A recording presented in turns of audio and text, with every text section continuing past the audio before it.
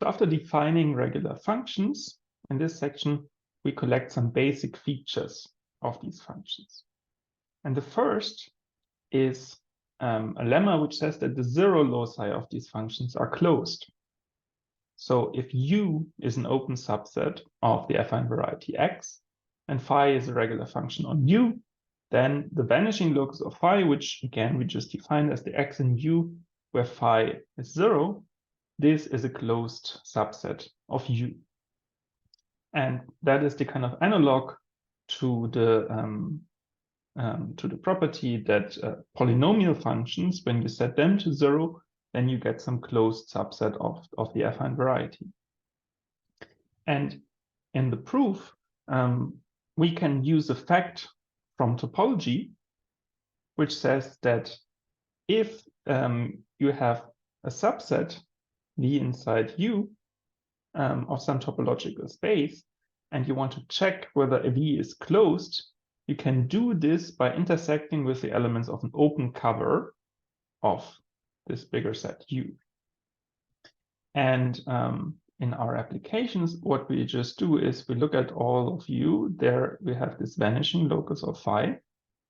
And then we use the property of phi. So for each A in U, we get this subset UA, on which phi is given by the quotient G of X divided by F of X. And so we can compute this intersection of V of phi on UA. Well, this is the X in UA such that phi is 0. So in other words, such that this quotient of polynomials is 0. And then F of X is non-zero. We can just multiply it by it. And so this quotient here is 0 if and only if G of X is 0. But now we have reduced to the vanishing locus of this polynomial function. So in other words, at least on UA itself, this is just given by the intersection of this vanishing locus of G with UA. And this vanishing locus here is closed on all of X. There we use the fact that polynomials vanish on closed sets.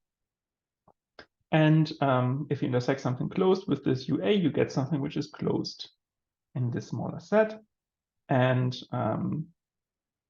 all of these UA cover U because, well, if you give me any point in U, then the set UA contains it. And so taking the union, you get everything. And then with this fact from topology, we can conclude that this V of phi had to be closed.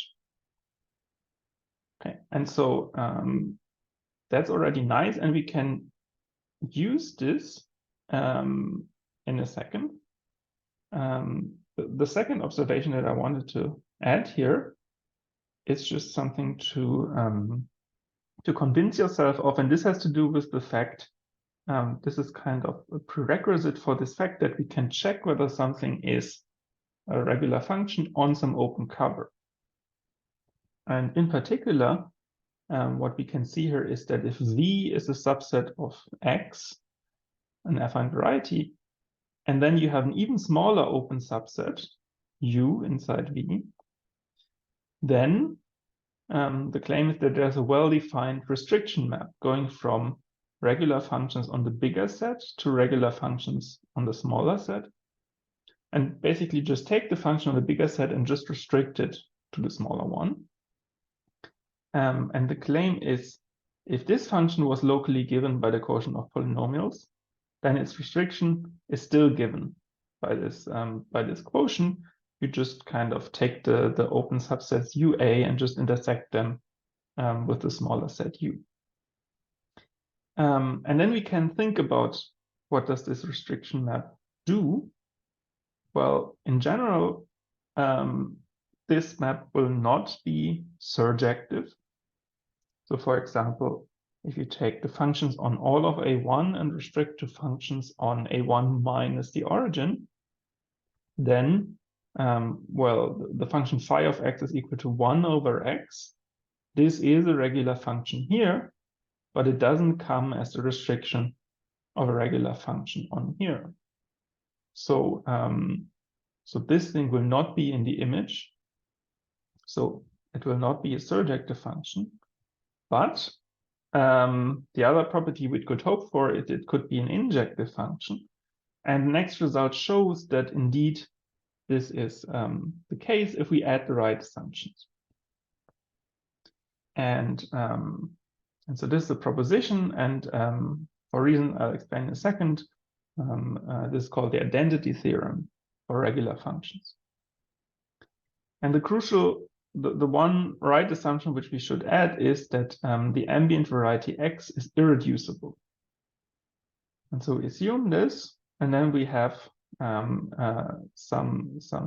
subsets as before. So we have U inside V inside X, open subset, and we assume U is not the empty set.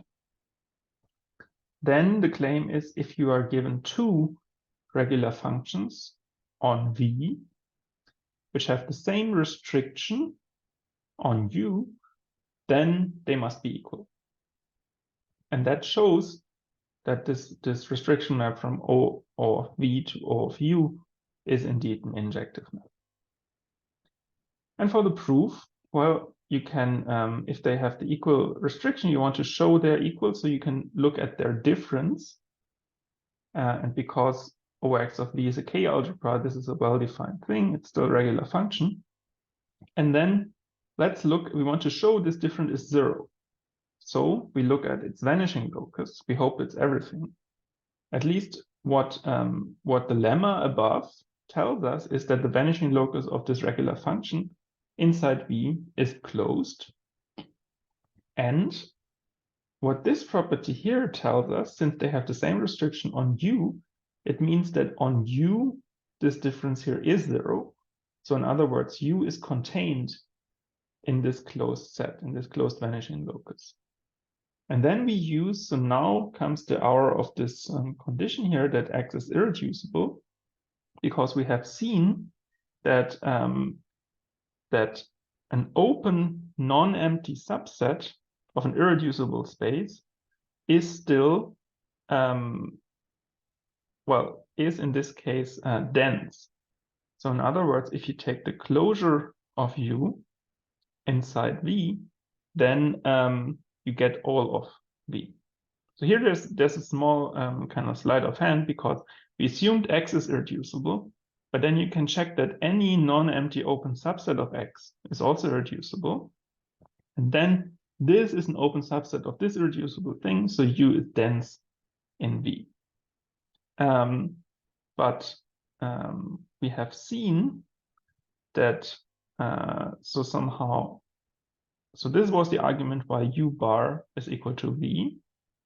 And on the other hand, well, this was a subset of this closed set. And then by basic topology, also its closure will still be a subset of this closed set. But now, well, this was contained in V, but on the other hand, V is contained in this.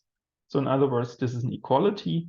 V is equal to this vanishing locus, and this just translates to saying that phi1 is equal to phi2 on all of V.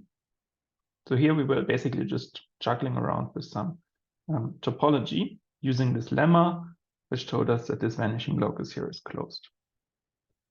And the final thing I want to say, like, why is this called the identity theorem?